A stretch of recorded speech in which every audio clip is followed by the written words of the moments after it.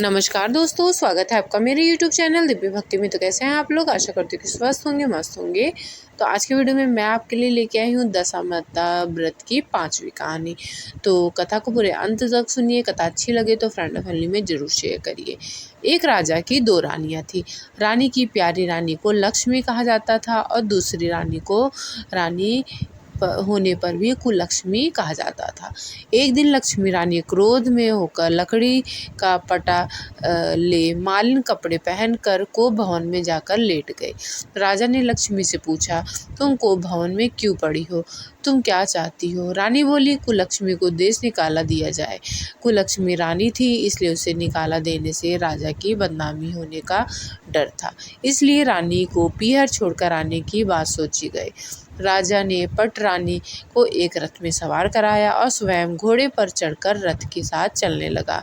एक बिहार जंगल में पहुंचकर राजा ने रथ को रुकवाया। पालकी ढोने वाले को वहां से हट जाने को कहा।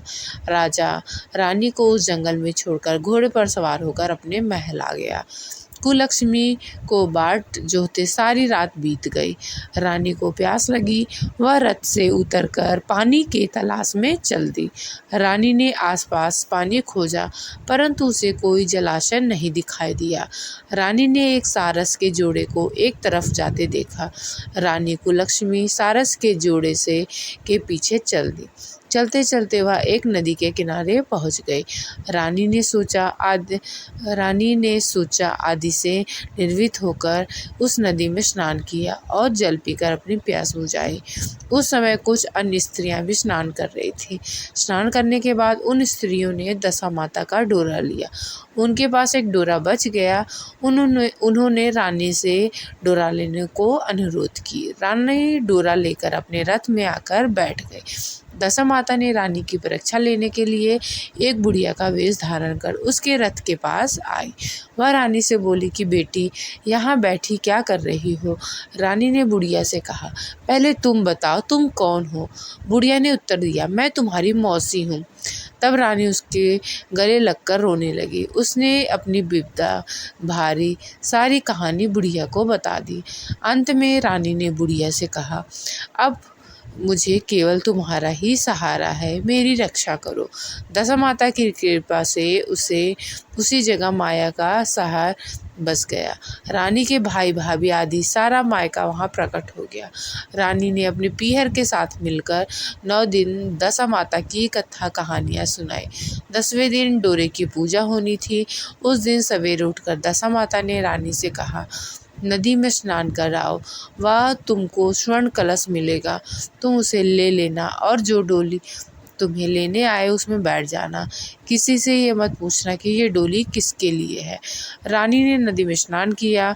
वह स्नान करके बाहर निकल आई तो उसे 2 स्वर्ण के कलश नदी के किनारे रखे मिले। उन्हीं के पास रेशमी वस्त्र रखे थे। उन वस्त्रों को रानी ने पहन लिया। वह चलने को तैयार हुई तो उसे डोली आती दिखाई दी। वह डोली में बैठ गई और अपने घर पहुंच गई। घर पहुंचकर सामने माया के परिवार की सब महिलाएं सहित दशामाता के डोरे की पूजा की। सुहागिनों को भोजन कराया। इसके बाद उसने पारण किया। अब रानी अपने पीहर में आनंद पूर्वक सबके साथ मिलकर रहने लगी। इधर कुछ समय बाद राजा को रानी कुलक्ष्मी का ध्यान आया। राजा ने विचार किया कि जिस दिन से मैं रानी को जंगल में छोड़कर आया हूँ, तब से उनका कोई समाचार नहीं मिला। चलकर देखना चाहिए कि रानी कुलक्ष्मी का क्या हाल है। मंत्रियों ने राजा को समझाया कि अब रानी से मिलना आपके लिए ठीक नहीं होगा, परंतु राजा ने मंत्रियों की बात पर कोई ध्यान नहीं दिया। वह घोड़े पर सवार होकर उस स्थान पर पहुंचा जहां पर रानी को छोड़ाया था। राजा को ये देखकर बड़ा आश्चर्य हुआ कि यहाँ तो साधारण वन था, परंतु अब यहाँ रमणीक बस्ती हुई है। राजा ने लोगों से पूछा, यह कौन सी नगरी है? लोगों ने उसे बताया कि यह कुलक्ष्मी का नगर है। अब तो राजा को आश्चर्य का ठिकाना न रहा। वह बार बार सोच रहा था कि क्या यह नगर मेरी पटरानी कुलक्ष्मी द्वारा बसाया नगर है। राजा ने कुलक्ष्मी के महल के पास आकर सूचना भिजवाई कि उनके अमुक देश के राजा मिलना चाहते हैं। रानी ने राजा को पहचान मानकर मिलने से मना कर दिया, परंतु मौसी ने उसे समझाया कि हिंदुओं में तो पति परमेश्वर माना जाता है। तुम्हें यही उचित है कि तुम यथाशक्ति उनका आदर सत्कार करो। मौसी के कहने पर रानी कुललक्ष्मी ने राजा को महल में बुलाया। दोपहर को राजा को भोजन कर बुलाया गया। राजा के साथ नाई भी था। रानी राजा और नाई को भोजन कराने लगी।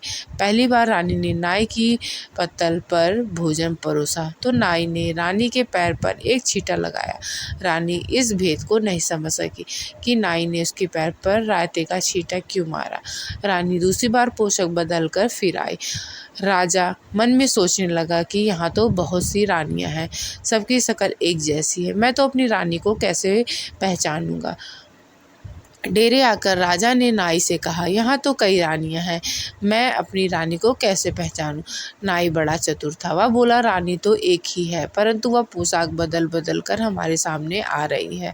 राजा ने नाई से पूछा, तुझे कैसे पता चल रहा कि रानी एक ही है। नाई बोला कि मैंने उसके पैर पर रहते का छींटा मारा था। वह 3 बार कपड़े बदल कर हमारे सामने आई, परंतु वह छींटा उनके पैर पर तीनों बार लगा था।